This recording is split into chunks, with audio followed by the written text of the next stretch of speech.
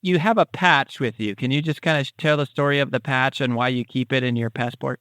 So this patch that was given to me, it was given to me on the day that I launched on the flight around the world in Oakland, California.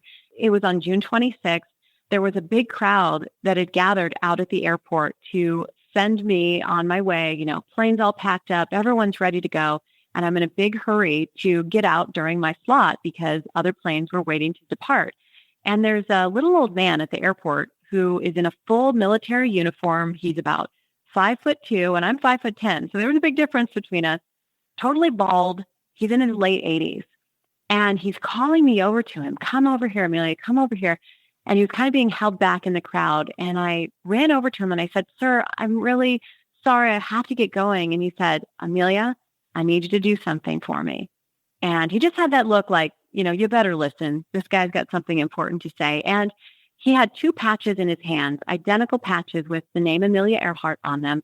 And he handed me one and he said, "You're going to carry this all the way around the world. And I'm going to keep this one. And when you get back, we're going to swap. And I'll have the one that went around the globe." And I said, "Sure, you got it." I gave him a hug. I took the patch and I got on the airplane. I tucked it in the map pocket directly next to my left leg.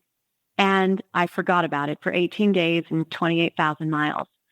And when I returned to Oakland after that, massively stressful, amazingly beautiful, just epic flight that I had so many doubts and fears and worries about, but also so much passion behind, ended that flight, parked the airplane, opened the door and got outside. And of course, my mom and my dad were there and there was this big happy reunion and news crews from all over the globe were standing there. I mean, hundreds of people came back to see the completion of the flight.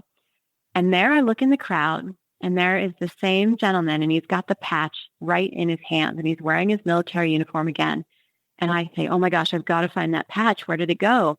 So I look in the pocket and I grab it and I run over and I say, "Sir, we made a deal."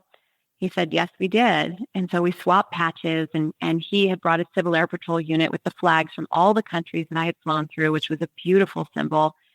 And he handed my mom a bouquet of roses and he pulled me in real close. I gave him a hug and I just had so much to do and so many interviews to get to. And at that moment, he leaned in very closely and he said, "Amelia, there's something that I didn't tell you." He said, "When I was a very little boy, I grew up here in Oakland and I was in love with aviation." He said, "I begged and begged and begged my parents to bring me here to Oakland Airport when I was about 6 years old. And I stood right here in this exact same spot. And I watched the first Amelia Earhart depart on her flight around the world." And he said, "I have been waiting 77 years to see her come back to me, and you just brought her home." And that is what the flight was about. It wasn't about obligation. It wasn't even about promoting aviation. It was about the connection to people that I will never meet who are inspired by a story of someone learning who they are through taking a risk and getting out and just doing their own thing, regardless of what anyone else thinks they should do.